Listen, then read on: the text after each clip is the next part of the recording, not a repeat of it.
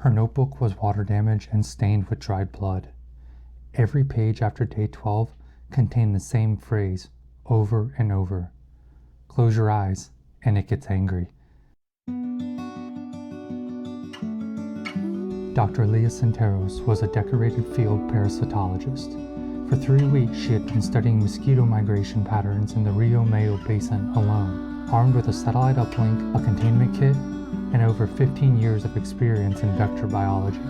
Her last transmission was audio, only barely coherent, and sent 4 days before recovery. It's behind my eyes now. Not pain. Not really. Just pressure. It wants to see. It wants the sun. It shows me things. Bright things. I haven't blinked in 2 days. I don't think it likes the dark. They found her kneeling in a stream. Her body was bloated, sun-scalded, and unnaturally contorted, as if she had been trying to push her face into the water.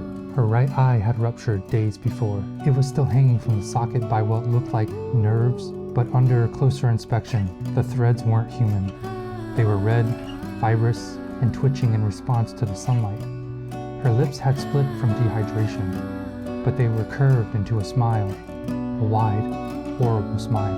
There were no bite marks on her arms anymore. The tissue had sloughed away, peeled off in strips. Her eyelids too were missing, torn away, possibly by her own hand. She hadn't drowned. She died of a stroke, a massive hemorrhaging in the visual cortex, likely triggered by intense neural overactivity. The rescue team had to tranquilize the eye before retrieval. It was still tracking them.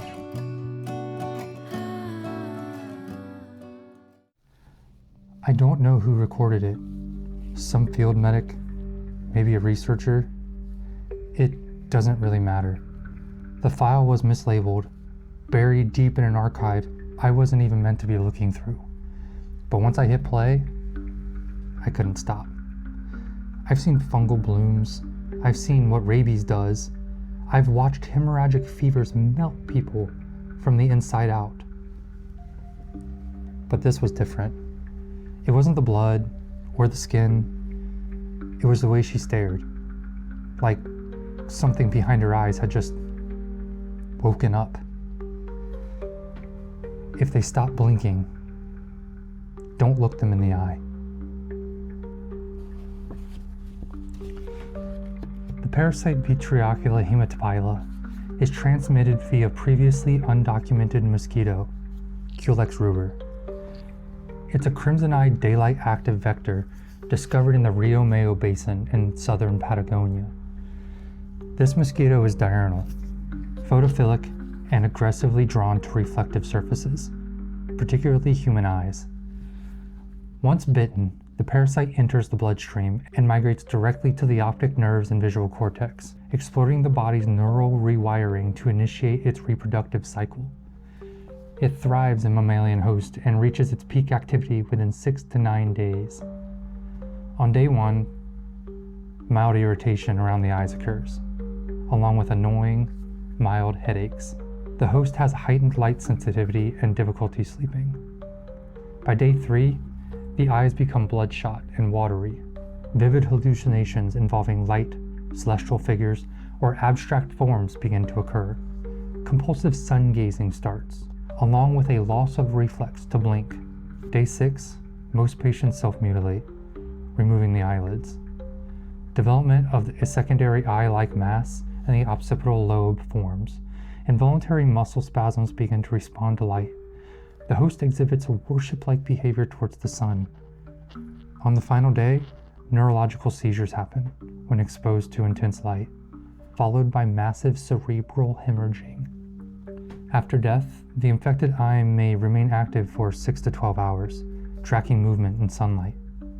V. haematopila thrives in high-altitude, sun-drenched wetlands formed by glacial runoff. These silica-rich, mineral-heavy pools provide optimal breeding grounds for C. ruber. The parasite's preferred environments are areas with intense UV exposure and stagnant water with trace organic matter. Infected hosts emit attractant compounds that lure more C. ruber mosquitoes. Ensuing, the cycle continues before the death of the host. Locals call the infected skyburned. They bury them at night. Sometimes they say you can still hear them whispering when the sun rises. Vitreocula haematopila is a flagellated protozoan that exists in two main forms. The trophozoite form, which is the active stage in the host, and the sporozoite form, the dominant infectious stage in the mosquito. A photosensitive glycoprotein shell activates in UV light. This secretes oculotoxins that cause vascular breakdown in the eyes. The parasite then hijacks the optic nerve and builds a secondary visual cortex and communicates via light-based neural signaling, inducing trance-like behavior in the host. The infected eye becomes a relay, broadcasting flickering UV patterns that entrance nearby human brains and draws in mosquito vectors. The life cycle of Vitreocula haematopila begins in the mosquito, Culex ruber. Sporozoites live in the salivary glands. During a blood meal, the parasite enters the mammalian host. Within the host, sporozoites migrate to the optic nerve and occipital lobe. There they mature, causing behavioral changes. Photoreceptive growths begin to form within the occipital lobe. Toward the final stage of development, the parasite secretes chemoattractants in sweat and tears to draw in vectors, as well as the parasites in the eyes emit visual lures that attract C. ruber. The mosquito feeds on tears, saliva, or blood, acquiring the parasite. Then sexual reproduction occurs in the mosquito, and sporozoites migrate to the salivary glands, where the cycle repeats. By the rewiring phase, the infected eye is no longer passive. It is a broadcasting organ. Looking directly into it will induce seizure-like visual entertainment and prime your brain for parasite-friendly behavior. All suspected infections must be confined in zero-light isolation cells monitored via audio only. They must be restrained if eyelid removal or compulsive sun gazing is observed. Priority vector suppression is a main concern. Use UVC light traps to draw in C. ruber, where this spectrum of light will kill. Wear only non-reflective PPE and only perform field operations from dusk till dawn. Handling the corpses of victims should be done with caution. Use full body restraints. They must be sealed in a triple-layer blackout bag and incinerated within 12 hours. You think it ends when they die, but the eye doesn't close, it just finds someone else to look through. Close your eyes and it gets angry. That phrase showed up in 4 other field cases after Dr. Senderos. Some of those individuals knew each other. None of them survived. Maybe it's not just a symptom. Maybe it's the last message the parasite leaves behind, burned into the brain like an afterimage.